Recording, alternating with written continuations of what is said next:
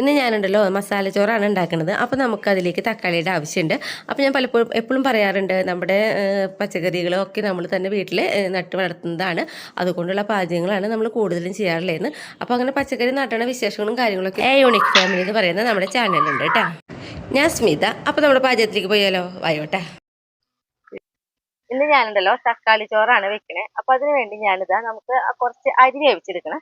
അപ്പൊ കലത്തിൽ ഒരു 3/4 ഭാഗത്തോളം വെള്ളം ഒഴിച്ചിട്ടാണ് നമ്മളിതാ വെള്ളം വെച്ചിട്ടുള്ളത് കേട്ടോ. ഈ വെള്ളം നന്നായിട്ട് തിളച്ച്. അപ്പൊ നമ്മളുണ്ടല്ലോ ബസ്മതി അരി ആയിട്ട് ഉപയോഗിച്ചിട്ടുള്ളത്. നമ്മുടെ തക്കാളി ചോറ് വെക്കാൻ വേണ്ടിയിട്ട് ഇന്ന അരിയൊന്നുമില്ല കേട്ടോ. നമ്മൾ സാധാരണ വെക്കുന്ന ചോറുണ്ടല്ലോ, അതുകൊണ്ട് നമുക്ക് ഇതേപോലെ തക്കാളി ചോറൊക്കെ ഉണ്ടാക്കിയെടുക്കാം. അപ്പൊ ഞാൻ ഇത് എടുത്തിട്ടുള്ളത് 3/4 കിലോ അരിയാണ് എടുത്തിട്ടുള്ളത്. അപ്പൊ ഇതാ വെള്ളം നന്നായി തിളച്ചു വന്നു. അപ്പൊ അതിലേക്ക് നമ്മൾ 20 മിനിറ്റ് നമ്മൾ ഈ അരി കുതിർത്തിട്ടുണ്ടായിരുന്നു കേട്ടോ. അതിന് ശേഷം കഴുകി അരി എടുത്തിട്ടുള്ളതാണ്. നമുക്ക് ഇതിലേക്ക് ഇട്ട് കൊടുക്കാം.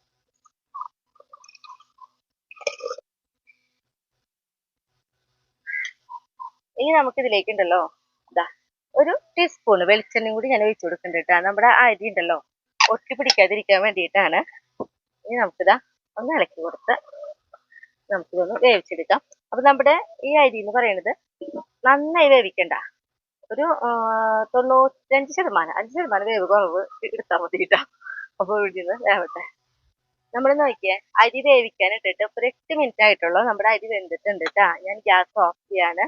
അപ്പൊ അരി വെന്തിട്ടുണ്ട്.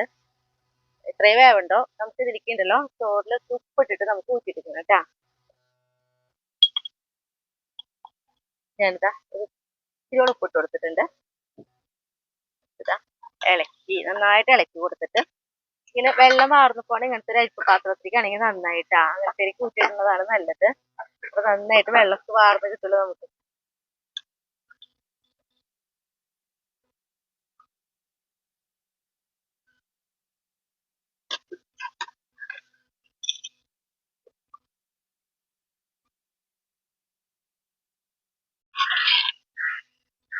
അപ്പൊ ഇതാ നമ്മുടെ ചോറ് നമ്മൾ വേവിച്ചെടുത്തിട്ടുണ്ട്. നമുക്ക് ഇങ്ങനെ പരത്തിയിടാട്ടോ നന്നായിട്ട്.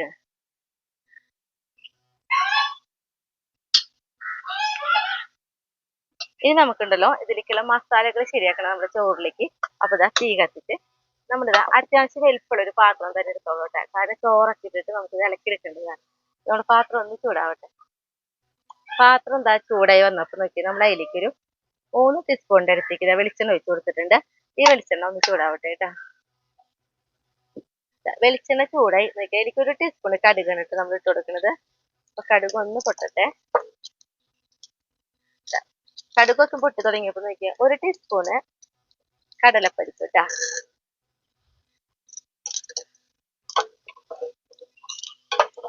കടലപ്പരിപ്പിട്ട് കൂടെ തന്നെ നമ്മളിതാ 1 ടീസ്പൂണ് ഉഴുന്നും പരിപ്പും കൂടി ഇട്ട് കൊടുക്കുന്നുണ്ട്. ഉഴുന്നും പരിപ്പും അതേപോലെ തന്നെ നമ്മുടെ കടലപ്പരിപ്പൊക്കെ ഇതാ ചെറുതായിട്ടൊരു കളർ ഇതാ ഒന്ന് മാറി വന്നു തുടങ്ങി. ആ സമയത്ത് നമ്മൾ ഇതിലേക്കുണ്ടല്ലോ ഒരു 2 നുള്ള് ഇങ്ങനെ പിടിച്ചു കഴിഞ്ഞാൽ എത്രയുണ്ട് അത്രയും പെരിഞ്ചീരകമാണ് ഇട്ട് കൊടുക്കുന്നത്. പെരിഞ്ചീരകം ഇട്ടിട്ട് ഇതാ പൊട്ടി തുടങ്ങിയിട്ടുണ്ട്. ഈ സമയത്ത് നമ്മൾ അതിലേക്ക് നോക്കിയാൽ അണ്ടിപ്പരിപ്പ് ഇട്ടാ. ഇത് 10-12 എണ്ണം ഉണ്ടാവും ഇട്ടാ. നടുപൊളിച്ചതാണ്. അപ്പൊ നമ്മുടെ അണ്ടിപ്പരിപ്പും ഒരു ചെറുതായിട്ടൊരു ഗോൾഡൻ കളറിലേക്ക് ഒന്ന് വെച്ചേട്ടാ. അണ്ടിപ്പരിപ്പൊക്കെ ഇട്ടിട്ട് ചെറുതായിട്ട് നല്ലൊരു ഗോൾഡൻ കളർ വന്നു. അതിലേക്ക് നോക്കി 2 പച്ചമുളക് നടുകേറിയത്, ഒരു 4 വെളുത്തുള്ളി ചതച്ചത്, ഒരു മീഡിയം വലുപ്പമുള്ള ഇഞ്ചി ചതച്ചതും കൂടി നമുക്ക് ഇട്ട് കൊടുക്കാം കേട്ടാ. തീ കുറവിൽ വെച്ചോളട്ടെ. ഇനി ഇവിടെ നമ്മുടെ എല്ലാ കാര്യങ്ങളും ചെയ്യുമ്പോൾ ഇഞ്ചിയും പച്ചമുളകും ഒക്കെ ഇട്ട് കഴിയുമ്പോൾ നല്ലൊരു മണം വന്നു തുടങ്ങുമല്ലോ. ഈ സമയത്ത് നമുക്ക് നോക്കിയാൽ അത്യാവശ്യം നല്ല വലുപ്പമുള്ള ഒരു സവാള തന്നെയാണ് ഇതാ നല്ല ചെറുതായിട്ട് നുറുക്കിയിട്ടുണ്ട്. അതും കൂടി നമുക്ക് ഇതിലേക്ക് ഇട്ട് കൊടുക്കാം. സവാളയും ഒന്ന് ചെറുതായിട്ട് നല്ലൊരു ഗോൾഡൻ കളറിലേക്ക് തന്നെ വരുന്നേട്ടാ. അതുവരെ നമുക്കൊന്ന് ഇളക്കി കൊടുക്കാം കേട്ടാ. സവാളയൊക്കെ ഇട്ടിട്ട് നോക്കിയാൽ നല്ലൊരു ഗോൾഡൻ കളർ വന്നിട്ടുണ്ട്. ഇതിലേക്ക് നമുക്കുണ്ടല്ലോ പൊടികളൊക്കെ ഇട്ട് കൊടുക്കാം കേട്ടാ. അപ്പൊ ഞാനിതാ 1 ടീസ്പൂണ് മുളക് പൊടി ഇട്ട് കൊടുത്തിട്ടുണ്ട്. പിന്നെ നമുക്കിതിലേക്ക് ഒരു 1/4 ടീസ്പൂണ് മഞ്ഞൾപ്പൊടി. പിന്നെ നമ്മൾ ഇതിലേക്ക് ഇട്ടിട്ടുള്ളത് 1/4 ടീസ്പൂണ് ഗരം മസാല കേട്ടാ. ഇപ്പൊ നമ്മൾ ഇതിൽ ഗരം മസാലയാണ് ഇട്ട് നോക്കണേ. ഇപ്പൊ ഗരം മസാലയ്ക്ക് പകരം നമുക്ക് വേണമെങ്കിൽ കായപ്പൊടി ഉപയോഗിക്കാം. അപ്പോൾ പെരുംജീരകത്തിന് പകരം നമ്മൾ ജീരകമായിട്ട് ഉപയോഗിക്കേണ്ടത്. പിന്നെ എല്ലാം സെയിം ആയി. അപ്പൊ ഇത് നട്ടിട്ട് നന്നായി ഒന്ന് ഇളക്കി കൊടുത്തിട്ടുണ്ട്. ആ പൊടികളുടെ ഒക്കെ പച്ചകുത്ത് പോയിട്ടുണ്ട്. ആ സമയത്ത് നമ്മളുണ്ടല്ലോ 4 തക്കാളി ഇട്ട്, നന്നായി പഴുത്ത തക്കാളി തന്നെ വേണം കേട്ടാ. അപ്പൊ ഇത് നമ്മുടെ ഇപ്പൊ പൊട്ടിച്ചോണ തക്കാളിയാണ് നമ്മൾ ഉപയോഗിച്ചിട്ടുള്ളത്. അത് നമുക്ക് ഇതിലേക്ക് ഇട്ട് കൊടുക്കാം. തക്കാളി നമ്മൾ നന്നായി വേവിച്ചെടുക്കണം. പിന്നെ അത് മാത്രല്ല, പഴുത്ത തക്കാളി എടുക്കാൻ പറയാനായിട്ട് കാരണം കിട്ടുകയാണെങ്കിൽ പഴുപ്പ് കുറഞ്ഞിട്ടുണ്ടെങ്കിൽ പുളി കൂടും, അപ്പോൾ ടേസ്റ്റും കുറയും. അത് കാരണമായിട്ട് നല്ല പഴുത്ത തക്കാളി എന്നെ ഉപയോഗിക്കണം എന്ന് പറയുന്നത്. തക്കാളിയൊക്കെ ഇട്ടിട്ട് ഒരു 1/2 മിനിറ്റ് നമ്മൾ നന്നായിട്ട് ഇളക്കി കൊടുത്തിട്ടുണ്ട്.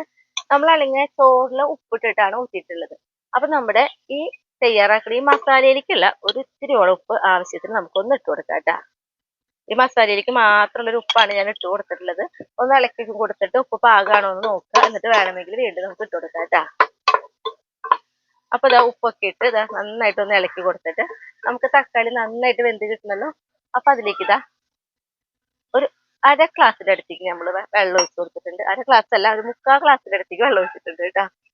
എന്നിട്ട് ഇതാ തീയൊക്കെ ഒന്ന് കൂട്ടി വെച്ച് നമുക്കൊന്ന് തിളപ്പിച്ചെടുക്കണം നന്നായിട്ട്. തിളച്ച് കഴിയുമ്പോൾ നമുക്കൊന്ന് മൂടിക്ക് വെച്ചിട്ട് നന്നായി വേവിച്ചെടുക്കും വേണം കേട്ടാ. അപ്പൊ ആദ്യം ഒന്ന് തിളച്ച് വരട്ടെ. തക്കാളിയൊക്കെ ഇട്ടിട്ട് നന്നായിട്ട് ഒന്ന് തിളച്ച് വന്നിട്ടുണ്ട് കണ്ട. ഇനി നമുക്കൊന്ന് തീ കുറവിൽ ഒന്ന് മൂടി വെക്കാട്ടാ. നന്നായിട്ടൊന്ന് തക്കാളി വെന്ത് കിട്ടാൻ വേണ്ടിയിട്ടാണ്. അപ്പൊ ഇതാ നമ്മുടെ തക്കാളി നമ്മളിതാ വേവിക്കാൻ വെച്ചിട്ടുണ്ടായിരുന്നല്ലോ. നോക്കിയേ, നന്നായിട്ട് വെന്ത് വന്നിട്ടുണ്ട് കേട്ടാ. നന്നായിട്ട് ഒന്നുകൂടേക്ക് എന്താ പറയാ, തക്കാളി അതായത് നന്നായിട്ട് വെന്തന്നെ ഇരിക്കണം. അപ്പൊ കയ്യിലോണ്ട് നന്നായിട്ടൊന്ന് ഉടച്ചു കൊടുക്കുക. നന്നായിട്ട് കയ്യിലോണ്ടൊക്കെ ഉടച്ചു കൊടുത്തിട്ട് നമുക്ക് നമ്മുടെ വേവിച്ചിട്ട് ചോറുണ്ടല്ലോ ഇതിലേക്ക് ഇട്ട് കൊടുക്കാം കേട്ടാ. കണ്ട നല്ല ഒലർന്നിരിക്കുന്നുണ്ട് നമ്മുടെ ചോറ്. അത് നമ്മളെടുത്തുണ്ട് വെളിച്ചെണ്ണയ്ക്ക് ഒഴിച്ചിട്ട് വേവിച്ചെടുത്ത കാരണമാണ് കേട്ടോ ഇങ്ങനെ ഒലർന്ന് കിട്ടണേ.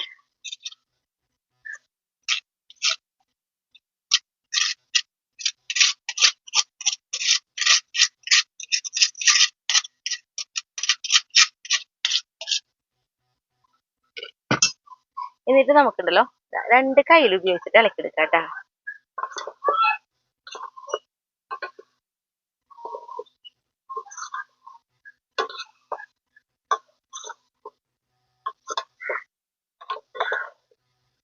മസാലയൊക്കെ നമ്മുടെ ചോറിലേക്ക് എല്ലായിടത്തേക്കും ആവേണ്ട രീതിയിൽ വേണം നമ്മൾ ഇളക്കിയെടുക്കാനായിട്ട്. 2 കൈ ഉപയോഗിക്കുമ്പോഴേ ഉടയില്ല അങ്ങനെ നമ്മുടെ ചോറ്.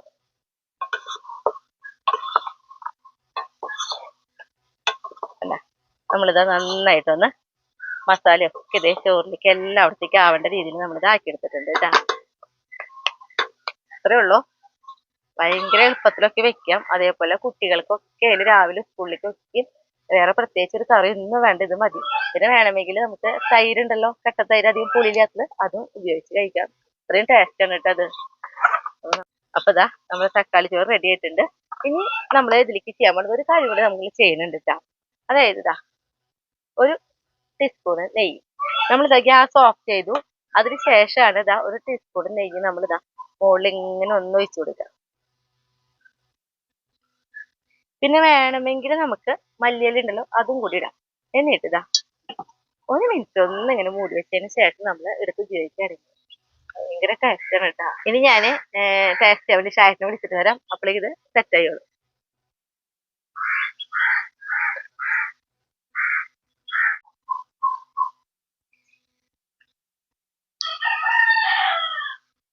തൈര് എടുത്തിട്ടുണ്ട്. പിന്നെ നമ്മുടെ രാവിലത്തെ കൂർക്ക മെഴുക്ക് പുരട്ടി ഉണ്ടായിരുന്നു. അപ്പൊ അതും കുറച്ചെടുത്തു കേട്ടാ. കണ്ട എന്ത് രസമായിട്ട് നോക്കി ചോറ് വീടിനെ. കട്ട കുത്തൊന്നുമില്ല കേട്ടാ. കുട്ടികൾക്കൊക്കെ നല്ല ഇഷ്ടം. കാണുമ്പോ ബിരിയാണിയിലെ മാതിരി തോന്നും. ബിരിയാണി അല്ലാട്ടാ.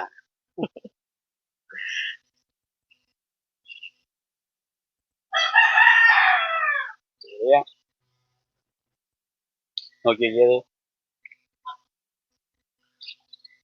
സൂപ്പറല്ലേ. ഇത് ഞങ്ങളെ പെട്ടെന്ന് തീരുമാനിച്ചതാണ്. തക്കാളി പൊട്ടിച്ചപ്പോ ഇങ്ങനെ പറഞ്ഞാൽ നമുക്ക് തക്കാളി ചോറുണ്ടാക്കിയാലോ എന്ന്. അപ്പൊ അങ്ങനെ ഉണ്ടാക്കിയതാ. പെട്ടെന്ന് ഉണ്ടാക്കാൻ പറ്റും, ഭയങ്കര രസമാണ്, പിള്ളേർക്ക് അതിന് ഭയങ്കര ഇഷ്ടാവും. കറി ഒന്നും വേണ്ട, കുട്ടികൾക്ക് നമുക്ക് ഇങ്ങനെ തന്നെ കൊടുത്തയക്കാം. ഞാൻ മുന്നേ പറഞ്ഞല്ലോ. തൈരും കൂട്ടി കഴിക്കാം.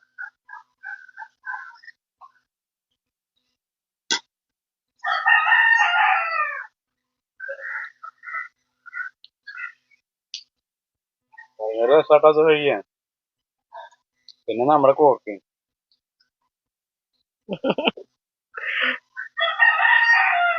നിർത്താൻ തോന്നുന്നില്ലേ, അതാണ് വീട്ടിൽ കൊടുക്കട്ടെ. കൂർക്ക പിന്നെ പറയണ്ടല്ലോ, ഭയങ്കര അത്ര ടേസ്റ്റാ. രസമായിട്ട് ഈ തൈരൊക്കെ ഒഴിച്ച് കഴിക്കുമ്പോ ഭയങ്കര രസമാണ്. അപ്പൊ എല്ലാവരും നോക്കിക്കോളാം, നിർത്തല്ലേ നമ്മള്. അപ്പൊ അടുത്ത ദിവസം അടുത്ത വീഡിയോ ആയിട്ടില്ല.